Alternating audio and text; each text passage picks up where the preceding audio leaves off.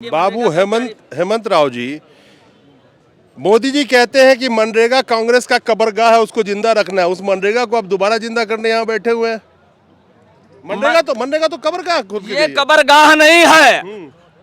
मैं प्रधानमंत्री जी का तौहीन नहीं चाहता हूं, लेकिन जिन शब्दों मैं भी नहीं चाहता। जिन शब्दों में आप प्रधानमंत्री जी का संकेत कर रहे हैं, तो ये प्रधानमंत्री जी का भूल है। राम राज्य के विषय में भी मैं एक बहुत सटीक और छोटी सी बात कहूंगा। अगर किसी को बुरा भी लगेगा तो मैं क्षमा भी नहीं मांगूंगा, क्योंकि मैं सही कहने जा रहा हूं। राम राज्य की परिकल्पना ही मुख्य राम राज्य है। राम राज्य की परिकल्पना ही मुख्य राम राज्य है। भरत जैसे राजा, प्रतापी राजा के राज्य में जो 20 किलोमीटर दूर नंदी ग्राम में गड्ढे में बैठ करके रहता था और खरदूषण तीसरा रावण जैसे अताताइयों का वध होता था, राम का राज्याभिषेक होने के बाद सीता जैसी सती का बनाभिषेक होता है। तो उस स्थिति की बात मत करिए आप। वापस भरत राज्य दे दीजिए, हम लोग फलें फूलेंगे। दे रहे हैं, एक औसत तो बताइए, महीने में एक लेबर को कितने दिन काम देते हैं? देखिए, ये तो आपका कोई क्वेश्चन नहीं है हमारे लिए। मैं पूछता हूँ, मैंने सुनिए, मेरा क्वेश्चन क्यों बनता है? एक मिनट, मेरा क्वेश्चन क्यों बनता है मैं बता दूं। पीएफ के नाम पे कहाँ जमा होता है, ये भी अभी हम लोगों को पता नहीं है। पीएफ कटता है आप लोगों का? बताते हैं कि कटता है, लेकिन अभी उसका कोई खाता क्लियर नहीं। पता ही नहीं, पीएफ का अकाउंट नंबर नहीं, कुछ नहीं, कोई अकाउंट नहीं मिला है। एक बात बताइए कि मनरेगा के अंदर में काम पाने के लिए लोग कितने ललायत हैं? बहुत ललायत हैं। कोविड में मनरेगा ही एक ऐसा योजना है जो प्रवासी मजदूरों को गांव पर काम दे करके जीवित रखा है। माननीय गृह मंत्री जी और माननीय रक्षा मंत्री जी वर्तमान समय में हैं, अमित शाह जी और राजनाथ सिंह जी। इन्होंने एक नारा दिया था, जो संविधान मुक्ति दिलाएगा वो प्रदेश चलाएगा, और जिसके कारण लाखों लाख संविदा कर्मचारियों ने मिल करके एकजुट हो करके भारतीय जनता पार्टी का 2017 में गवर्नमेंट बनाने का कार्य किया था। होमगार्ड की नौकरी खत्म, पैरामेडिक्स की नौकरी खत्म, अलग अलग सरकारी संस्थानों में कई ऐसे कॉन्ट्रैक्ट वर्कर्स हैं जो सालों साल से काम कर रहे हैं, उनकी नौकरी खत्म। इसी देश में जो गुरु, जिसको शिक्षक बोलते हैं, प्रोफेसर कॉन्ट्रैक्ट्स पे काम कर रहे हैं, वो चिल्ला रहे हैं। लेकिन हम लोग अपनी वेदना और पीड़ा को लेकर यहाँ आए हैं। अगर ये हम लोगों की बात को नहीं सुनेंगे तो लोकसभा के जो चुनाव होने जा रहा है उसमें हम लोग इनको भी उखाड़ फेंकने का काम कर देंगे। दोस्तों नमस्कार, ये है असली भारत की सच्चाई। जिस देश में 80 करोड़ जनता 5 किलो अनाज पे टिकी हो, जिस देश के कम से कम 100 करोड़ से के करीब लोग 213 रुपए दिहाड़ी पाने के लिए रोज तड़पते हो, यानी कि मनरेगा में काम करने के लिए। और आज जो यहाँ पे आप भीड़ देख रहे हैं, यही भारत है, यही आपको समझना पड़ेगा। बड़े बड़े चकाचौंध मचाने वाले सेठ, एक सेठ का 2 दिन 3 दिन के अंदर में 7 लाख करोड़ उसकी दौलत नीचे आ गई। चिल्ला रहा है बैठ के, कहता है कि भारत पे हमला हुआ है। लेकिन ये वो लोग हैं जो 213 रुपए दिहाड़ी पाने के लिए हर दिन परेशान रहते हैं मनरेगा के अंदर में। और ये वो लोग आए हैं आज जो ग्राम सेवक हैं। 213 नहीं, हम मजदूर नहीं हैं, कर्मचारी हैं। ये वो लोग हैं जो 213 रुपए दिहाड़ी देते हैं, उनके उसमें ग्राम सेवक हैं, ग्राम रोजगार सेवक है। पहले इनसे जानने की कोशिश करते हैं कि बहुत बड़े तादाद में यहाँ पे ये इकट्ठे हुए हैं, आखिर क्या वजह है इनके इकट्ठे होने का। और मैंने कहा ना, जिस देश में 80 करोड़ जनता, 80 करोड़ 2011 के सेंसस के हिसाब से आज के वक्त में 100 करोड़, 138 करोड़ में से 100 करोड़ जनता मनरेगा के ऊपर डिपेंड है ऑलमोस्ट। आप लोग आज यहाँ आए हुए हैं, कहाँ से आए आप? कोई बात नहीं, कोई भी बोलो यार, राष्ट्रीय अंतर्राष्ट्रीय कोई भी बोलिए। अध्यक्ष हमारे यहाँ जी, ये पूरे देश के मनरेगा के एम्प्लाई हैं, पूरे देश के ये मनरेगा के एम्प्लाई हैं। हम लोग 16 वर्ष से सेवा दे रहे हैं। मेरा नाम बाबू हेमंत राव, राष्ट्रीय अध्यक्ष अखिल भारतीय मनरेगा कर्मचारी महासंघ। ये राष्ट्रीय अखिल भारतीय मनरेगा कर्मचारी महासंघ का मंच है और मैं राष्ट्रीय अध्यक्ष हूँ। और पूरे देश में हर स्टेट में करीब 10-10 संवर्ग हैं मनरेगा के। ग्राम रोजगार सेवक, गांव पंचायत स्तर पर, फील्ड स्तर पर जो है टेक्निकल असिस्टेंट, जो इंजीनियर बोलते हैं, और कंप्यूटर ऑपरेटर, तकनीकी सहायक और प्रोग्राम ऑफिसर, अतिरिक्त प्रोग्राम ऑफिसर, इस तरीके से हर स्टेट में 10-10 संवर्ग के पद हैं। मुझे एक चीज बताइए, क्या नाम बताया आपने? बाबू हेमंत राव, राष्ट्रीय अध्यक्ष अखिल भारतीय। बाबू हेमंत राव जी, मोदी जी कहते हैं कि मनरेगा कांग्रेस का कब्रगाह है, उसको जिंदा रखना है। उस मनरेगा को अब दोबारा जिंदा करने यहाँ बैठे हुए हैं। मनरेगा तो कब्र का खुद की ये गई है। कब्रगाह नहीं है। मैं प्रधानमंत्री जी का तौहीन नहीं चाहता हूं, लेकिन जिन शब्दों मैं भी में नहीं चाहता। जिन शब्दों में आप प्रधानमंत्री जी का संकेत कर रहे हैं, तो ये प्रधानमंत्री जी का भूल है। मनरेगा आपकी विफलताओं का जीता जागता स्मारक है। आजादी के 60 साल के बाद आपको लोगों को गड्ढे खोदने के लिए भेजना पड़ा। ये आपकी विफलताओं का स्मारक है और ये उनका संवैधानिक गलती है, क्योंकि आज हमारा जल थल नभ पर्यावरण से प्रसान है। हमारा ना मिट्टी सुरक्षित है, न जल सुरक्षित है और न वायु सुरक्षित है। मनरेगा के द्वारा हम सबकी शुद्धि कर रहे हैं। ये विश्व स्तर का योजना है, एक देश स्तर का योजना नहीं है। आप लोग ग्रामीण परिवेश से आते हैं, मनरेगा के अंदर में आप लोग काम देते हैं, आप लोग भी उसी में कार्यरत है। क्या लगता है कि मैं आपसे सवाल बहुत सारे मैं पूछना चाहता हूं कि अगर इस देश में आज खास करके जब बहुत बड़ी महामारी आई, लोगों के रोजगार नहीं है, महामारी के पहले ही भारत का रोजगार का वो हाल हो चुका है जो बहुत बुरे स्तर पे है। मैं अभी आंकड़े में नहीं जाना चाहता आपके साथ। एक बात बताइए कि मनरेगा के अंदर में काम पाने के लिए लोग कितने ललायत हैं? बहुत ललायत हैं। कोविड में मनरेगा ही एक ऐसा योजना है जो प्रवासी मजदूरों को गांव पर काम दे करके जीवित रखा है, और इसका प्रधानमंत्री जी ने भी तारीफ किया है कि केवल मनरेगा के नाते जो है हम रोजगार गांव में देने में कामयाब हुए हैं। अच्छा, अब आप अपनी बात बताइए, आपको क्या परेशानी है? हमको परेशानी ये है कि हमारा बाल देखिए, एक भी बाल काला नहीं है, सब पके हुए हैं, और मैं चूंकि इसको रंग नहीं रहा हूं, तो हमारे जितने लोग हैं, हर नागरिक को कपड़ा, मकान, दवाई, शिक्षा ये पाने का अधिकार है, हर नागरिक को है। और हम एम्प्लॉई हैं, पढ़े लिखे लोग हैं, अच्छे लोग हैं, और हम लोग 100 दिन की रोजगार देते हैं, और 16 वर्षों में हमारी रोजगार ठीक नहीं है कि हम अल्प मानदेय में सरकार को सर्विस दे रहे हैं, और अब हम सर्विस देते देते उब चुके हैं। हम सरकार से अनुरोध करते हैं, कितना मानदेय मिलता है आपको, कितना पैसा मिलता है? जैसे ग्राम रोजगार सेवक को उत्तर प्रदेश में 10,000 रुपया, 10,000 भी नहीं है सर, और किन्हीं किन्हीं स्टेट में 10,000 भी नहीं है, 6,000 है, 6,000 है। हर स्टेट में मनरेगा एक है, लेकिन इसकी सैलरी भिन्न भिन्न उसी पद पर हर स्टेट में है। जी, महीने में कितने दिन काम दे देते हैं लेबर को? एक औसत लेबर को कितने दिन काम देते हैं? हमको जो है पूरे साल में 100 दिन का रोजगार दे करके। आप काम दे रहे हैं, एक औसत तो बताइए, महीने में एक लेबर को कितने दिन काम देते हैं? देखिए, ये तो आपका कोई क्वेश्चन नहीं है हमारे लिए। मैं पूछता हूँ, मैंने सुनिए, मेरा क्वेश्चन क्यों बनता है?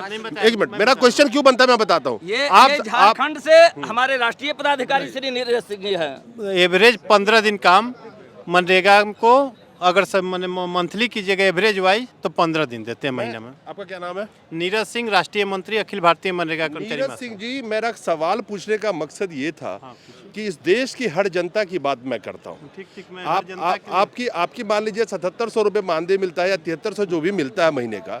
मैं ये जानने की कोशिश कर रहा हूँ और देश को बताना चाहता हूँ, क्योंकि आप एक जमीन से उठ के आए हैं, कि एक लेबर को 200 रुपए की दिहाड़ी का औसत मान लूं मैं, 15 दिन काम मिला, 3,000 मिला उसको महीने का ना, वो 3,000 में कैसे जीता होगा, मैं ये बताना चाहता हूँ। मैं उसमें नहीं आना चाहता हूँ। मैं इस पे आ रहा हूँ।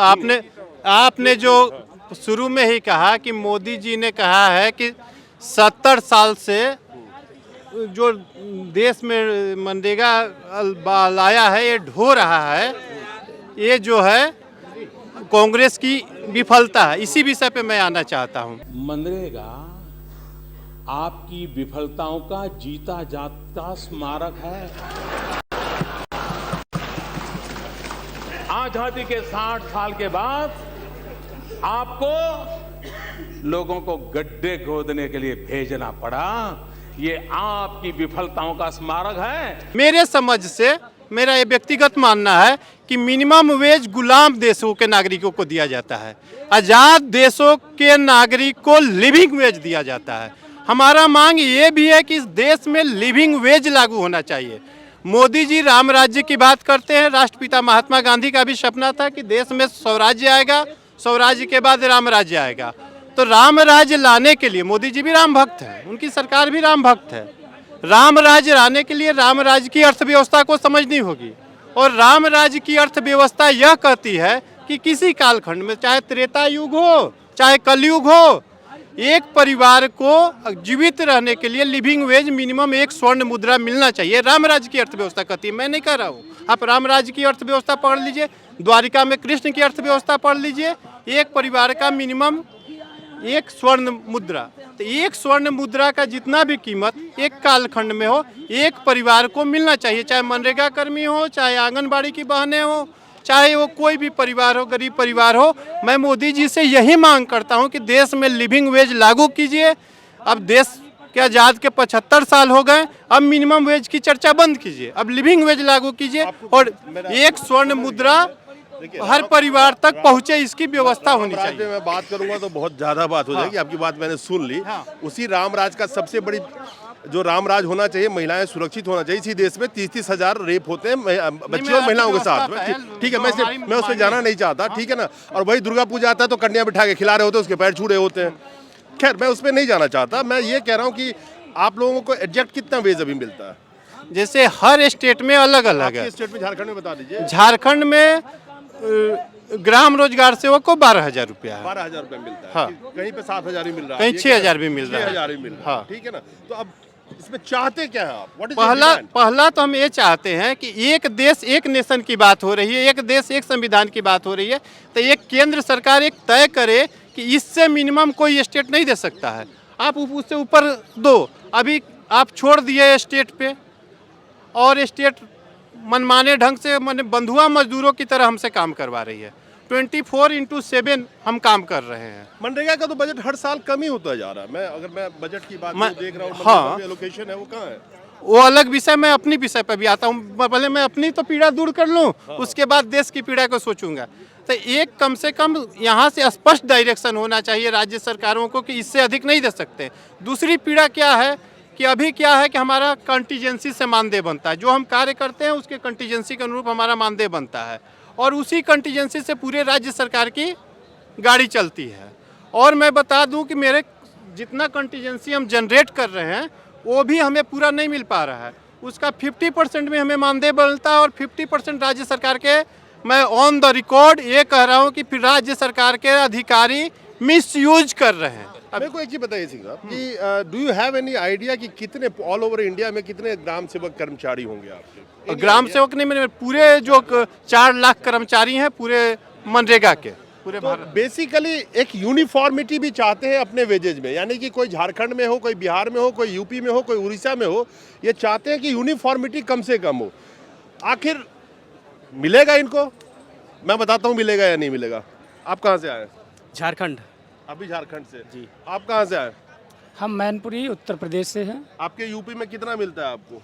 हमको 7700 रुपये मिलता है, और इसी पीड़ा को लेकर के माननीय प्रधानमंत्री जी का जो संसदीय क्षेत्र वाराणसी है, वहाँ से पैदल चल करके यहाँ माननीय प्रधानमंत्री जी से मिलने के लिए 1000 किलोमीटर की दूरी तय करके आप बनारस से आए? बनारस से पैदल चल के आया हूँ। पदयात्रा 9 जनवरी को शुरू किए थे, आज यहाँ आ पहुँचा हूँ, लेकिन प्रशासन की लापरवाही से अभी तक यहाँ कोई पूछने नहीं आया है, ना ही कोई ज्ञापन लेने आया है। तो हम तो गांधीबाजी तरीके से ही अपना संघर्ष कर रहे हैं। अभी ग्राम सेवक में ही है ना जी? हाँ। बनारस से पैदल चल के आए हैं, करीब करीब 800 किलोमीटर की दूरी है, और ये उम्मीद लेके आए हैं कि इनका कोई सुनेगा। सुनेगा तब ना जब कोई इनको दिखाएगा, सुनेगा तब तो जब कोई इनको दिखाएगा। तो अलग अलग प्रदेशों से, ये पूरे भारत के अलग अलग प्रदेशों से आए हुए ग्राम सेवक कर्मचारी हैं जो अपने मानदेय यानी कि जो भी इनको भत्ता मिलता है उसको बढ़ाने की डिमांड करें। एक बार इन लोगों को भी दिखाइए यहाँ से। हाँ जी, आ जाओ आ जाओ। क्या क्या क्या डिमांड लेके आए? हम नियमितीकरण की मांग को लेकर के आए हैं। हम नियमितीकरण मतलब परमानेंट होने की मांग करने के लिए आए हैं। हाँ, हम मनरेगा योजना में विगत 15 वर्षों से अल्प मानदेय में कार्य करते हैं। हमारी मानदेय उत्तर प्रदेश में 7788 रुपये मिलती है। शेष पीएफ के नाम पे कहाँ जमा होता है ये भी अभी हम लोगों को पता नहीं है। पीएफ कटता है आप लोगों का? बताते हैं कि कटता है, लेकिन अभी उसका कोई खाता क्लियर नहीं, पता ही नहीं। पीएफ का अकाउंट नंबर नहीं है आपके कुछ पास? नहीं, कोई अकाउंट नहीं मिला है, मिल नहीं रहा है कहीं। जी हम लोग नियमितीकरण की मांग लेकर के आए हैं। हम लोग 7788 रुपए अल्प मानदेय में अब अधिक समय तक कार्य नहीं करना चाहते। अच्छा, तो पीएफ का कोई अता पता नहीं है कोई आपका? अता पता नहीं है, बार बार लेटर जारी होते हैं, बस जारी होते हैं और कहाँ चले जाते हैं इसका कोई अता हाँ पता भाई, नहीं। आप कहाँ से आए? कुछ कह रहे थे? मेरठ से तकनीकी सहायक अजय तोमर। अभी ग्राम सेवक भी है? हाँ नहीं, तकनीकी सहायक है। हाँ, मनरेगा के अंदर? मनरेगा के अंतर्गत ही तो है। आपका ईपीएफ कटता है? ईपीएफ कट रहा है सभी का, नरेगा के जितने संवर्ग हैं, लेकिन वो मिल नहीं रहा। वो जा कहाँ रहा? अब शासन को पता है, सरकार को पता है उनका जो है। जो कि पीएफ किसी का कटता है तो उसका अकाउंट नंबर उसको पता होता है। अकाउंट नंबर है हमारा, सबका अलग-अलग अकाउंट नंबर है सबके। पीएफ का अकाउंट नंबर? हाँ है, नहीं मिल रहा। नहीं होता? कितना नहीं, पैसा का- नहीं हो रहा। कितने साल हो गए? ये 2020 से कट रहा है। 2020 से पीएफ कट रहा है। और कहाँ से आए आप? मैं बदायूं जनपद से हूँ। यहाँ जितने भी जो संविदा कर्मचारी मनरेगा के बैठे हैं, ये लोग पूरे देश में जो गांव अंचल में जो जनता रहती है, हजारों लोगों को खुद रोजगार देने का काम करते हैं। और अभी तक इनके रोजगार की खुद की गारंटी नहीं है, क्योंकि इनको समय से मानदेय नहीं मिलता है। ये लोग एक मानदेय व्यवस्था पर रखे गए हैं और ये गांव के मेधावी छात्र हैं, हाई मेरिट होल्डर लोग हैं ये लोग। लेकिन आज तक यहाँ से कभी हम लोग जब राज्य में धरना देते हैं तो वहाँ से ये कह दिया जाता है कि आपका केंद्र करेगी, आप केंद्रीय स्कीम में लगे हुए हैं। कोरोना जैसे समय में जहाँ महामारी आई, हम लोगों ने लाखों करोड़ों लोगों को रोजगार देकर वहाँ सब लोगों को रोजी रोटी देने का काम किया। इसकी प्रशंसा प्रधानमंत्री जी ने भी की और पूरे देश में मनरेगा की प्रशंसा हुई। लेकिन धीरे धीरे केंद्र सरकार विभाजन देकर इस मनरेगा के बजट को कटौती करती जा रही है, क्योंकि ये प्रतिस्पर्धा के रूप में इस योजना को देखते हैं। क्योंकि वो कहते हैं ये कांग्रेस की स्कीम है, लेकिन उसको ठीक से लागू नहीं कराना चाहते हैं। उसका क्रियान्वयन केंद्र सरकार की तरफ से ठीक से नहीं किया जा रहा है। मौजूदा मोदी सरकार के स्कीम में कौन सा 2 करोड़ रोजगार का वादा था, जब वो पूरा नहीं हो पाया तो पूरी देश ही मनरेगा पे टिकी हुई है। ये मैं नहीं कहता, ये डेटा कहती है सरकार की। बिल्कुल आपकी बात सही है कि मनरेगा के ऊपर ही पूरा देश का स्ट्रक्चर टिका हुआ है, लेकिन इसमें जो क्रियान्वयन कराने वाले हैं, उन लोगों को रोजगार देने वाले जो लोग हैं इस स्कीम में, उनका भी भविष्य सुरक्षित नहीं है। ये सभी लोग मनरेगा के क्रियान्वयन के लिए वहाँ जो नियुक्त कर्मचारी हैं, कोई रोजगार सेवक है, कोई तकनीकी सहायक है, कोई एपीओ है, अलग अलग ये मेरिट होल्डर हैं और अलग अलग योग्यता वाले हैं। कोई एक तकनीकी जो टेक्निकल असिस्टेंट इंजीनियर लाइन के भी लोग हैं इसमें, और उनको विभिन्न राज्यों में विभिन्न मानदेय की व्यवस्था है, भिन्नताएं हैं। इसलिए उन मांगों को लेकर ये यहाँ नहीं, आपको सरकार क्यों परमानेंट करेगी? परमानेंट तो कर ही नहीं सकती। नहीं, चूंकि कई मैं आपको बताता हूँ। अब आप तो आज, एक मिनट, आप तो आज यहाँ पे आए हैं। होम गार्ड की नौकरी खत्म, पैरामेडिक्स की नौकरी खत्म, अलग अलग सरकारी संस्थानों में कई ऐसे कॉन्ट्रैक्ट वर्कर्स हैं जो सालों साल से काम कर रहे हैं, उनकी नौकरी खत्म। इसी देश में जो गुरु, जिसको शिक्षक बोलते हैं, प्रोफेसर कॉन्ट्रैक्ट्स पे काम कर रहे हैं, वो चिल्ला रहे हैं। तो 20,000 होम गार्ड को झटके में यूपी में निकाल दिया गया। आपको लगता है कि सरकार परमानेंट नौकरी देने के हाल में है? कहाँ से देगी वो? आपकी बात सत्य है, लेकिन हम लोग अपनी वेदना और पीड़ा को लेकर यहाँ आए हैं। अगर ये हम लोगों की बात को नहीं सुनेंगे तो लोकसभा के जो चुनाव होने जा रहा है उसमें हम लोग इनको भी उखाड़ फेंकने का काम कर देंगे। तो सवाल ये है कि इस लोकतंत्र में जनता के पास एक ही हथियार है, वो है एक वोट का, और उसकी कीमत उतनी ही इनकी वोट की कीमत है जितनी वोट की कीमत प्रधानमंत्री के वोट की है, राष्ट्रपति की वोट की है। ये एक बहुत बड़ी समानता हमारे संविधान में है। तो जनता कुछ कर तो सकती नहीं, जब वोट देने का वक्त आता है तभी वो सोचती है कि हमें क्या करना है। लेकिन दुर्भाग्य यह है कि तब तक 5 साल का वक्त गुजर चुका होता है और ये 5 साल गुजरा वक्त वापस नहीं आता, चाहे इनका वक्त हो, चाहे इनके बच्चों का वक्त हो, चाहे किसी का भी वक्त हो। नेताजी और मंत्री जी 5 साल अगर कुर्सी पे बैठ गए तो उनका पेंशन, बंगला सब जीवन पर्यंत उनका फिक्स रहेगा। वो इन्हीं सब के वोट के बदौलत, जो यहाँ पे भारत बैठी है, दिखाइए इस पूरे भारत को, ये मिनी भारत यही है। तो हाँ जी बताइए। अब वहां से आओगे कि हम सीढ़ी लगाएं? हाँ। तो जैसा मैं बता रहा था कि ये सब ग्राम सेवक कर्मचारी है, मनरेगा के अंदर में काम करते हैं और डिमांड इनकी मेरे ख्याल से जो मुझे समझ में आया, एक तो मानदेय हाइक का है, दूसरा परमानेंट करने के लिए। और ये वही लोग हैं जो गांव के अंदर में मनरेगा के तहत काम देते हैं, जो काम लेने आते हैं मजदूर उनको, और जानते हैं पूरा भारत ही जीवित आज की डेट में मनरेगा के ऊपर है। क्योंकि सब गोदी सेठ तो हो नहीं सकता। एनीवे उसकी बात बाद में करूंगा, दूसरे प्रोग्राम में करता हूँ अभी। हाँ जी बताइए, आप कहाँ से आए हैं? मैं ज्ञान प्रकाश त्रिपाठी वशिष्ठ नगर बस्ती से आया हूँ, जो अयोध्या से एकदम सटा हुआ है, गुरु वशिष्ठ की धरती मानी जाती है। और सौभाग्य से पंडित राकेश पत त्रिपाठी जी हम लोगों के पूर्वज रहे हैं और उसी खानदान से बिलोंग करता हूँ। बहुत बढ़िया जी। और मुख्य बात मैं बताने जा रहा हूँ, ये शुरुआत कहाँ से हुई। 2016 में 2017 चुनाव से पहले जो वर्तमान गृह मंत्री हैं, उस समय राष्ट्रीय अध्यक्ष भारतीय जनता पार्टी हुआ करते थे। जो वर्तमान में रक्षा मंत्री हैं, उस समय गृह मंत्री भारत सरकार हुआ करते थे, माननीय राजनाथ सिंह जी और माननीय अमित शाह जी की बात मैं कर रहा हूँ। मोहनलालगंज से एक सांसद हैं, अनुसूचित मोर्चा के अध्यक्ष भी रहे हैं और इस समय राज्य मंत्री भी हैं केंद्र सरकार में। इतना गिराइएगा, मुद्दा बताइए। नहीं, मुद्दे की बात कर रहा हूँ, बहुत मोस्ट पॉइंट बता रहा हूँ सर, समय लगेगा लेकिन बहुत मोस्ट पॉइंट बता रहा हूँ। इन लोगों ने मिल करके 2016 में एक संविदा मुक्त रैली बनाई थी झूलेलाल पार्क लखनऊ में। उसमें इन्होंने प्रेरक को इनवाइट किया, शिक्षा प्रेरक को, शिक्षा मित्र को इनवाइट किया, मनरेगा के सभी कर्मियों को इन्होंने बुलाया और इन लोगों ने मिल करके माननीय गृह मंत्री जी और माननीय रक्षा मंत्री जी वर्तमान समय में हैं अमित शाह जी और राजनाथ सिंह जी, इन्होंने एक नारा दिया था, जो संविदा मुक्ति दिलाएगा वो प्रदेश चलाएगा। और जिसके कारण लाखों लाख संविदा कर्मचारियों ने मिल करके एकजुट हो करके भारतीय जनता पार्टी का 2017 में गवर्नमेंट बनाने का कार्य किया था। और सरकार में बनने के बाद, बैठने के बाद ये लोग मिलना जुलना, लोगों से बात करना एकदम भूल गए। आप पत्राचार करते रहिए, कोई फर्क नहीं है। दूसरी चीज़ पे आप आइए, इन्होंने जो आपने अभी कहा, माननीय मोदी जी ने कहा है कि नरेगा गड्ढा खोदने की स्कीम है, ये मोदी जी कह रहे हैं, ये कांग्रेस के उसका परिचायक है। मैं कहना चाहता हूँ कि जब हमारा कोविड काल में देश एकदम दबा हुआ था, हम लोगों ने मुखर होकर के लोगों को रोजगार दिया। मनरेगा की उपलब्धि मैं आपको बता रहा हूं, जो सारे मुख्यमंत्री पूरे भारतवर्ष के, जो माननीय प्रधानमंत्री जी हमारे सभी प्रदेश और राष्ट्र स्तर के कैबिनेट मंत्री और राज्य मंत्रीगण पौधरोपण करा करके अपने आप की वाहवाही लेते हैं कि हमारा प्रदेश, हमारा देश हरित क्रांति की तरफ जा रहा है। उसमें सबसे ज्यादा पौधरोपण मनरेगा के अंतर्गत होता है, 99% पौधरोपण मनरेगा के अंतर्गत होता है।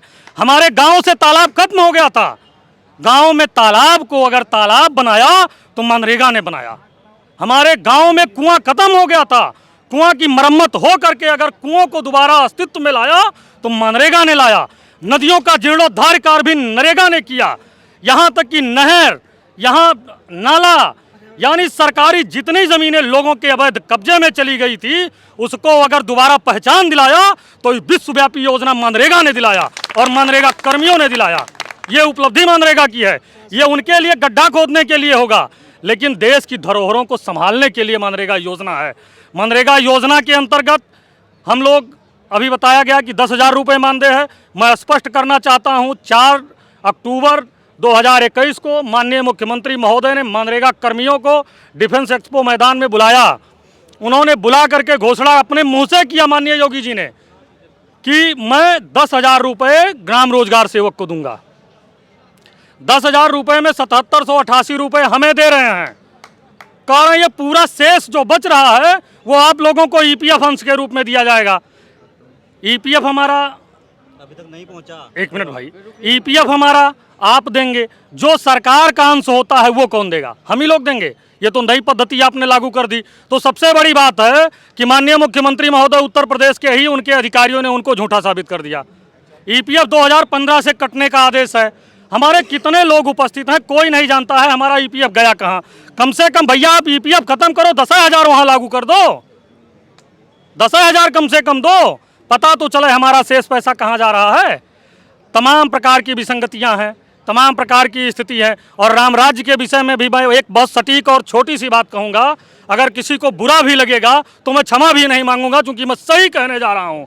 राम राज्य की परिकल्पना ही मुख्य राम राज्य है। राम राज्य की परिकल्पना ही मुख्य राम राज्य है। भरत जैसे राजा, प्रतापी राजा के राज्य में जो 20 किलोमीटर दूर नंदी ग्राम में गड्ढे में बैठ करके रहता था और खरदूषण, तीसरा रावण जैसे अताताइयों का वध होता था, राम का राज्याभिषेक होने के बाद सीता जैसी सती का बनाभिषेक होता है। तो उस स्थिति की बात मत करिए आप। वापस भरत राज्य दे दीजिए, हम लोग फलें फूलेंगे। वापस भरत राज दे दीजिए, हम फलेंगे फूलेंगे। देखिए सच्चाई ये है कि इस देश में 100 करोड़ के करीब जो जनता है ना, आज जिस मनरेगा को सदन में बैठ के जब मोदी जी आए थे तो कोस रहे थे, वो मनरेगा अगर नहीं होता तो यकीन मानिए ये 100 करोड़ जनता कहाँ होती ये पता नहीं होता। खैर, तो यहाँ पे दिक्कत यह दिखाई है इन लोगों को, तो यहाँ पे लोग बैठे हुए हैं और इंतजार कर रहे हैं, लेकिन मनरेगा की सच्चाई क्या है वो भी आपके सामने है। और